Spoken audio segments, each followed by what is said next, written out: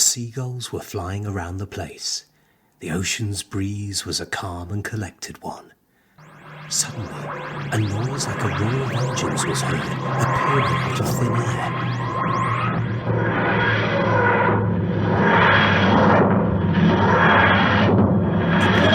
A appeared on the beach.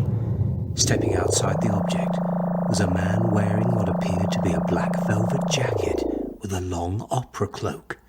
This was unusual, given that the weather was scorching. Ha! Smell that fresh air. If only Jo was with me, as I'm quite sure she would love it. Oh, Jo. The doctor felt a sudden sadness deep within him.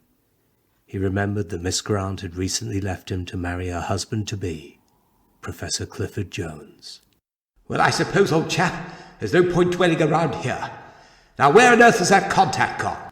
The one who alerted the Brigadier about the supposed disturbance. Ooh, hello. Ooh, I say. The voice bellowed, startling the doctor, who saw a man with a far too cheery disposition. Could this be the Brigadier's contact? My dear fellow, what on earth can I do for you? At the moment, I'm waiting for a very important person. Oh, that'll be me. Hello, and how do you do? I am Mr. James Tyler, and I've come all the way from London on my holidays when a cave in the cliff's edge was suddenly spooking the locals. I see. So I was summoned by the superstition of ghosts. Oh, no, my dear well-dressed good sir. You are the doctor, are you not? The doctor was impressed. How did this gentleman know him? How did you know my name? Or even what I look like? Oh, I see you want my credentials. Mr. Tyler handed the doctor a card that read, "If you do not believe Mr. Tyler's credentials, please contact the local authorities who would pass it over."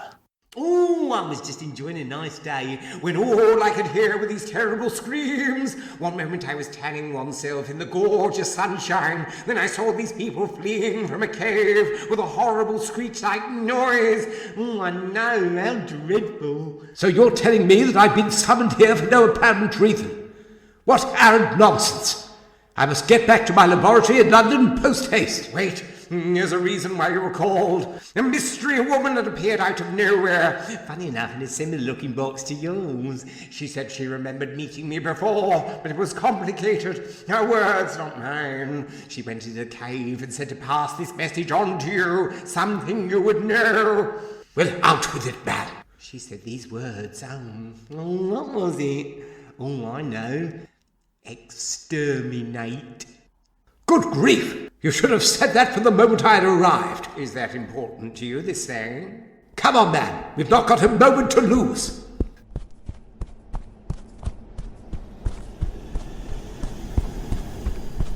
The doctor and Mr. Tyler ran along the beachfront as fast as they could.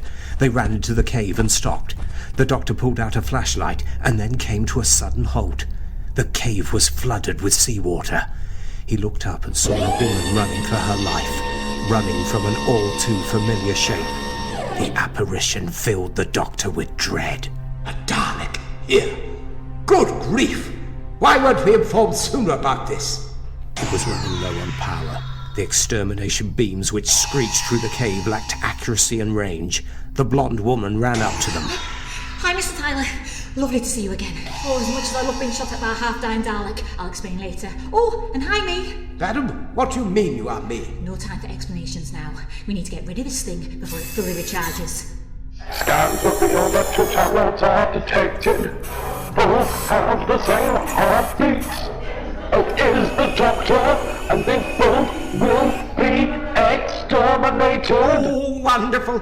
I fancied roasted duck for me tea, but this isn't what I had in mind. Hey, me. I know this is not the right time to do the whole, contact so you can read who I am stuff, but we need to stop that gun from firing. Yes, quite right. Let us get out the sonic screwdrivers. I assume you have one. Of course. Made from 100% Sheffield steel. Make sure that you reverse the polarity of the neutron flow to drain the gun, and then we will stop it. Exterminate! Exterminate! Exterminate! Exterminate! Doctor, please, both of you, will you hurry? The two doctors pointed their respective screwdrivers and activated them. The Dalek's gun was drained and was now useless. You don't have your weapon. You're defenseless. What's the point? What is a scout Dalek doing here on Earth? I was to report to my Supreme about potential Dalek bases to be used, and this fitted the location as it is remote and out the way. We were going to build a new hub for our Dalek empire until I got stranded here like a plaything for these cave dwellers. And now, my power drained, my casing is stuck in one place. I am just a soldier with a useless weapon. Thank you, doctors. You have taken all that is left from me. I have a suggestion for the both of you, and if this Dalek agrees, why not leave him here as a tourist attraction? I agree to these conditions. No. It's best that we switch you off. Let you gather dust like the infernal machine you are. Have pity on me. All the things I've seen and done. You do not warrant pity from me. You've taken so much from me. You and your pathetic little race. We're going to agree to Mr. Tyler's terms here. You'll be shut down and turned into a tourist attraction. Failing that, we could find a way to come back one day and flood this cave and seal it permanently. The Dalek panicked, fearing abandonment, knowing that it was to be trapped on this planet, its weapon discharged, its communications broken and waterlogged. It watched, helpless, as the two doctors neutralized the Dalek's power. Then the two doctors and Mr. Tyler devised a cunning scheme. Step right up, step right up. Come and see the creature in the cave. Only £1 an entry. A few hours later, the beach was full of hustling and bustling tourists. At £1? Usually all the other caves are free to enter. Listen, these prices help to keep this place afloat, given the museum piece inside this cave. Now, are you going to pay or move along?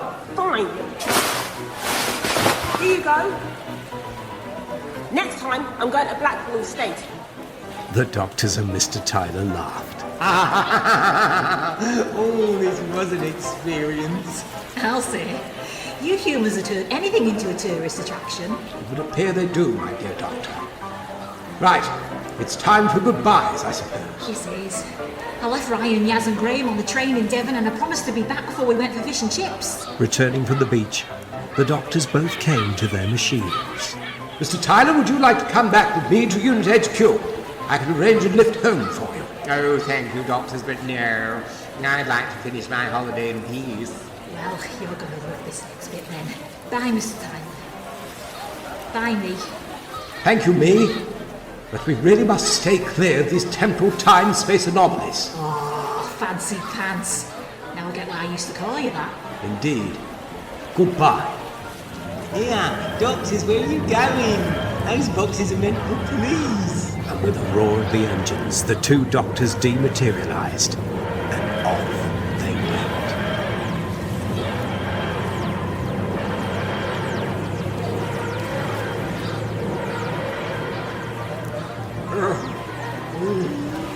Oh, bless my soul. Oh, Mummy won't believe me when I tell her all about this.